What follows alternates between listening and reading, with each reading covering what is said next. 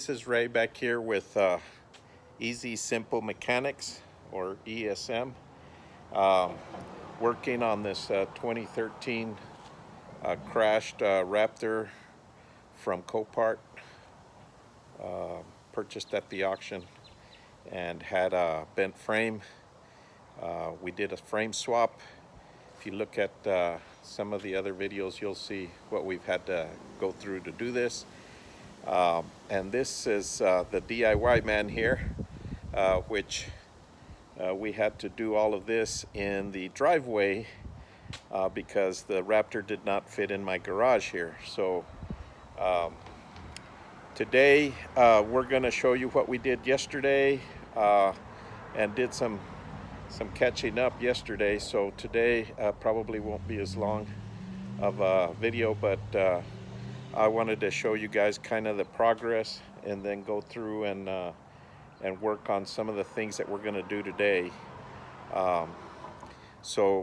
Today I think we're going to work on the rear brakes, because I noticed that they too seem to be a little worn. We've already replaced the front ones. We're going to work on the rear brakes while we're at it before we bleed the brakes and do all the brake system. So what did we get done yesterday? Well, let's get to that. Okay, so as you can see, yesterday we did some work to this Raptor. You can see this truck is starting to come back together. And first thing you'll notice is we got the running boards back on already. We also installed the gas tank back on this. As you can see, here it is. Just a couple of tips on the gas tank. I think that'll be helpful for you when you go to install the gas tank. When you're doing this work by yourself, it's a little challenging. So the first thing you got to do is, of course, drain the gas out, because it's always difficult to be sloshing that stuff around. But anyways, this gas tank has a strap up on the front part of the tank, and it has a strap on the back part of the tank. So what I found worked best for me was to go ahead and get the strap on the front started, get the tank raised up, and plug in the fuel lines that were on the fuel canister there. Plug those in, get the front part of that up onto the strap, and then put a bungee on it to hold that part up. And then I picked up the back end and I stuck a floor jack under it with a 2x4 to allow to raise the back end of it. I did not hook in the strap because the straps have these little hanger hooks that they go into. Let me see if I can show you on this side. There's a little strap that's right here, right in here. Well, then underneath here is like a slotted sideways deal. On the front one, you want to go ahead and hook that one in and go ahead and strap that. But on this back one, you want to go ahead and leave that off. And then once you raise the tank, not all the way up, when you put that other strap there, you don't want to raise the tank all the way up. You just want to raise it up enough to be able to get back under there and get one bolt started on the front strap, and just get it started. Do not cinch it up. And then on the back, you go ahead and come in here, and this strap will go in sideways. So you put it in sideways up in there. Once you get it in there, you can rotate it up around the tank and get it started. You don't want to tighten them up yet, because you want to be able to have some room to get in there with your hands to plug in your wires on top of the sending unit and the sensor there. So you want to make sure you have room in there. It's kind of a tight squeeze if you don't do it that way. So once you get that plugged in, then you want to go ahead and you can run up your straps, tighten them all the way up. And then, of course, after you're done, you can put the final plastic cover. This is a plastic cover that bolts on the bottom of the brackets there. So we got that done. We also got, as you can see, we got the drive shaft installed. Here's the drive shaft. We got it installed. Don't forget to, in my case, there was quite a bit of rust on the front end of that. I took some emery cloth and cleaned that up. And be sure to lubricate that with some transmission fluid before you get that slid into there so that this doesn't dry out the seal, and that works fine. So we got that done. Again, we installed the running boards. We also installed on the bottom side, you'll be able to see there's a plate that goes right underneath the transfer case. It's right there, and it bolts between the cross member and the frame on the side. So once you have everything hooked up to your fuel cell there, I'm not sure what they call that, but it's where the lines come from your fuel tank, and then from there it goes to the engine. So we got that installed. We also got the front drive shaft installed. And let me get over there so I can show you that. So on the front drive shaft, it's also, I was gonna paint it, but I decided since it's gonna be under here and that etching stuff that I was using worked pretty well, I just went ahead and cleaned it up, and I went ahead and installed it. But as you can see, here is the front. Let me see. Too much zoom here, maybe? Yeah. Okay, so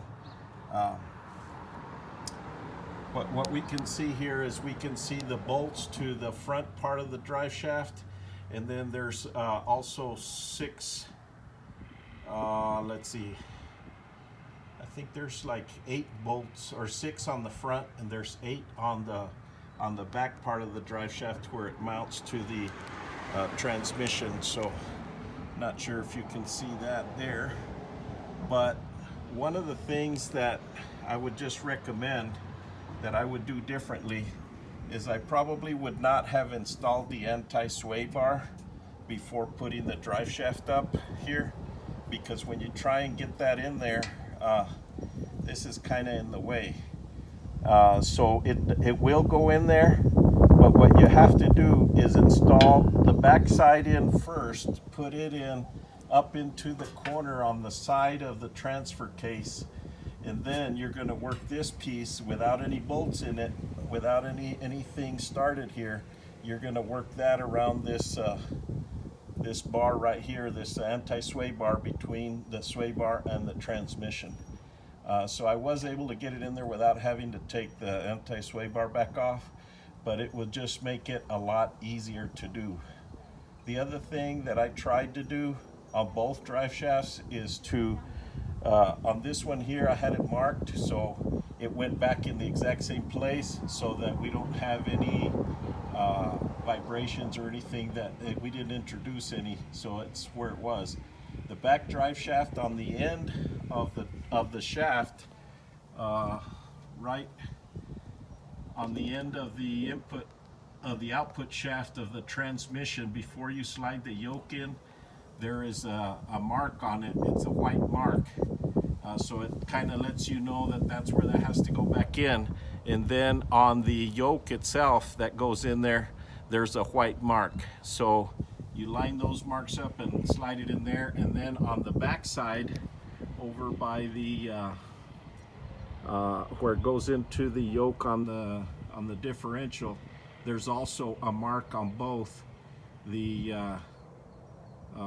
where the universal joint is and where the flange is. There's marks on that, so don't forget to line those up so that everything stays aligned how it should be for this thing. So we got that done. What else did we get done yesterday? Those were the major items that we worked on. Got that done. Took a little time yesterday evening, being Good Friday, so we got that done on that. So yeah, that was it, I think, for yesterday that I can remember. Odds and ends, I've been kind of doing anything that I find that needs to be connected or whatever. So I think there was something else that I did, and I can't remember now what it was that I did yesterday. Oh yeah, this other shield that goes here above the this shield here. It is better if you wait and put it on after the drive shaft is in. I debated that because, you know, since it goes above the drive shaft, I thought maybe I'll just put it in, then I'll put the drive shaft in. But these edges on these shields are sharp, and if you've got your hands in there starting bolts and everything, sometimes that can cause you some issues. So it will go in there after the drive shaft is in, the front drive shaft is in, so that you don't you won't damage your hands trying to get in there to put the bolts and get them started on that. So we did that. What else? We're ready to go to do the brakes today, and we're going to bleed the brake system, and then we're going to go ahead and connect the power steering lines to the rack and pinion unit. So we're going to plan to do that. I picked up some stuff to do that. And yes, I was gonna try that method that I was talking about for bleeding the brakes on your own. We'll see how it works, and I'll show you guys how to do that, at least how I saw to do that on another YouTube video, and I'll have to look it up again and see if I can find the guy that posted that. But I thought it might be a pretty good trick, and I'll put the link in there if I can find it and get it there. And then what I'm gonna do is I'm gonna go ahead and try and get this this wheel well up back in here and get this trim back in on this side, so I can go ahead and get this wheel, this front wheel back on here, just to have that taken care of. And then we'll start working on the fender support that's damaged on the other side. So now we're gonna start getting into the nitty-gritty on this this deal.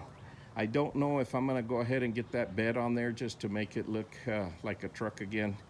We'll probably do that after I bleed the brakes, and then we'll move to the front here so that we can work on this bent fender support. We'll take the fender off on this side, and then I don't know if I'm going to attempt to straighten that door out because I'm not a body man by any stretch of the imagination. So but I may try to and see what happens. I don't want to make it worse if I need to bring it to a body man to do that. So the other thing I might do is I may just try and find a door at the junkyard that is this color, and if I find a door and right front fender, which I doubt, those are hard to find as it is, much less that haven't been wrecked, but if I can find those, then I may just replace those and not have to do any body work